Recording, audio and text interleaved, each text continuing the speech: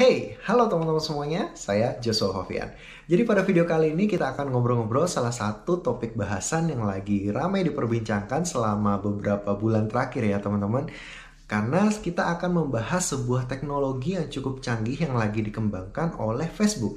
Ups, bukan Facebook lagi, tetapi sudah menjadi Meta. Nah, pasti kalian sudah banyak yang tahu kira-kira apa yang akan kita bahas pada video kali ini.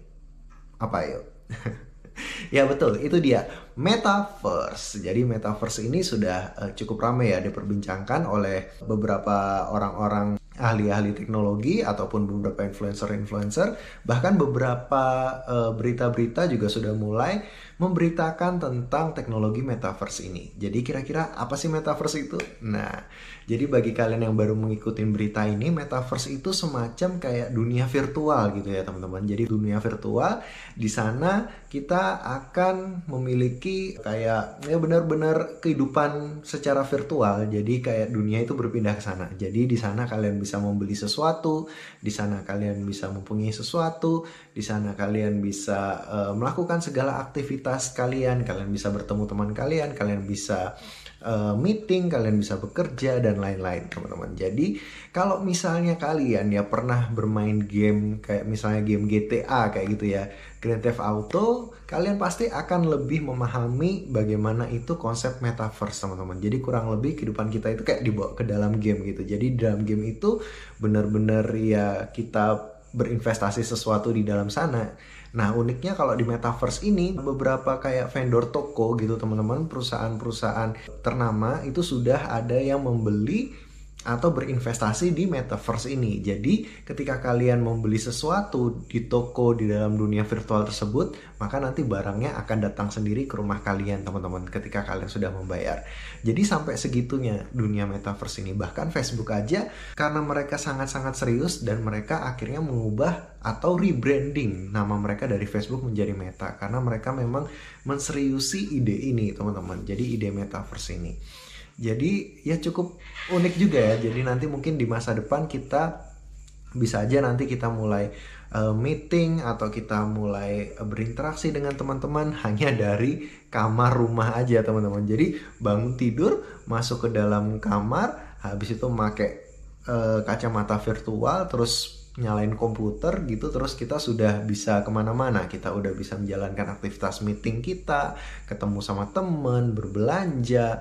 Habis itu kita juga bisa melakukan segala aktivitas hobi kita di sana, mungkin mancing, mungkin balapan atau olahraga lainnya, sepak bola kayak gitu teman-teman. Jadi cukup unik juga sih idenya. Idenya adalah suatu ide yang sebenarnya udah mulai ini ya, mulai dari zaman dulu sudah ada di video game, tetapi ini akan dijadikan lebih nyata, lebih real, jadi lebih terasa bahwa kehidupan kita benar-benar ada di sana teman-teman. Jadi kalau misalnya kita pikirkan, saya ngerasa kayak cukup ngeri-ngeri sedap ya teman-teman. Karena kalau misalnya kok dipikirkan ya, dengan adanya metaverse ini berarti nantinya orang akan lebih banyak berinvestasi di sana. Orang mungkin nggak akan mikir lagi bahwa ya mungkin mereka perlu rumah, tapi mungkin mereka hanya perlu rumah seadanya karena mereka nanti akan kerja di dunia virtual. Ketika mereka bangun, mereka langsung depan komputer, mereka langsung beraktivitas di dalam dunia virtual mereka. Nanti mereka akan berusaha untuk bekerja di sana, beli tanah di dunia virtual, beli bangunan di dunia virtual, habis itu mereka berbelanja di dunia virtual, dan gak menutup kemungkinan mereka juga akan ketemu jodoh di dunia virtual teman-teman. Jadi kalian bisa bayangin aja kalian berinteraksi di dunia virtual. Saya gak kebayangin ya kalau misalnya di game online tuh kan banyak juga tuh orang-orang yang pakai akun-akun fake kayak gitu ya teman-teman. Avatarnya itu kelihatan wah ganteng, cantik kayak gitu. Padahal aslinya ya biasa aja kayak gitu. Tapi jangan sampai kalau misalnya avatarnya cewek ternyata yang pakai cowok, wah itu berabe gitu. Jadi kayak gitu ya teman-teman. Jadi nanti ketika di metaverse itu, di dunia virtual itu, kita akan berinvestasi di sana. Jadi kita benar-benar menjalani hidup kita di sana. Nah itu jadi pertanyaan juga, kalau misalnya memang nanti dunia arahnya ke sana, marketing juga arahnya ke sana, otomatis itu akan merubah banyak hal di dalam kehidupan kita teman-teman. Kita sebagai manusia kita akan lebih malas bergerak, kita akan lebih kurang bersosialisasi secara langsung. Mungkin kita akan lebih banyak bersosialisasi di ini ya, di dunia maya ya, tetapi secara langsung mungkin kita akan lebih jarang berinteraksi secara langsung, tatap muka, human touch kayak gitu teman-teman. Dengan adanya dunia virtual ini mungkin akan mengubah banyak hal di dalam kehidupan kita teman-teman, seperti itu. Nah, mungkin kalau misalnya kita pikir-pikir, ini adalah sebuah hal yang mungkin ya nggak masuk akal dan ya kayak nggak mungkin kayak gitu teman-teman. Tapi nggak menutup kemungkinan semua teknologi itu cepat banget berkembangnya, sangat-sangat cepat. Jadi kalau misalnya pernah nggak sih kita kepikiran kalau internet bisa berkembang dengan sangat cepat seperti saat ini? Kalau dulu awal-awal kita internetan itu kayak 0809894 kali gitu ya. Sampai ingat saya lagunya, sampai itu pakai dial up, dan kalau misalnya kalian download satu gambar aja, satu gambar itu downloadnya bisa 3-4 jam satu gambar aja teman-teman. Tapi sekarang coba kalian lihat, kalian bisa download gambar itu dalam hitungan sepersekian detik teman-teman, dan kalian bisa menikmati segala kemudahan teknologi saat ini. Dulu HP masih gede banget dan berat banget, sekarang HP udah canggih-canggih, udah tipis-tipis kayak gitu. Jadi banyak sekali kita kepikiran inovasi-inovasi teknologi yang mungkin saat ini menurut kita adalah itu hal yang ridiculous gitu. Jadi hal yang konyol, hal yang tidak mungkin, tetapi kita nggak tahu masa depan bagaimana nanti, bisa aja terjadi kayak gitu kan teman-teman. Karena teknologi sangat cepat banget. Belum lagi kalian tahu nggak kabar berita terbaru Elon Musk yang lagi mengembangkan Neuralink kayak gitu. Jadi dia bisa menanamkan chip ya ke dalam otak kayak gitu. Nah, bayangkan aja kalau misalnya otak bisa ditanami chip teman-teman. Ya ngeri-ngeri sedap juga teman-teman. Jadi otak kalian itu bisa dipengaruhi oleh komputer teman-teman. Jadi komputer bisa membantu otak kalian dan sebaliknya, seperti itu ya. Jadi ini pengembangannya lagi ke hewan kayak monyet kayak gitu ya teman-teman, yang dianggap paling mirip dengan manusia seperti itu. Jadi saya nggak habis pikir ya, kenapa bisa teknologi sampai berkembang pesat sejauh ke sana, dan ada orang yang benar-benar visioner mikirnya ke sana teman-teman. Ya salah satu sisi saya menganggap bahwa itu visioner, di sisi yang lain saya ngerasa bahwa wah serem juga ya kayak gitu. Jadi kalau misalnya otak kalian bisa ditanam chip, otomatis nanti mungkin aja ya teman-teman di masa depan cara kalian berpikir atau cara kalian merasa atau sensor syaraf kalian itu dipengaruhi oleh komputer teman-teman. Bahkan nggak menutup kemungkinan bisa aja nanti di masa depan ada manusia setengah robot kayak gitu kan teman-teman.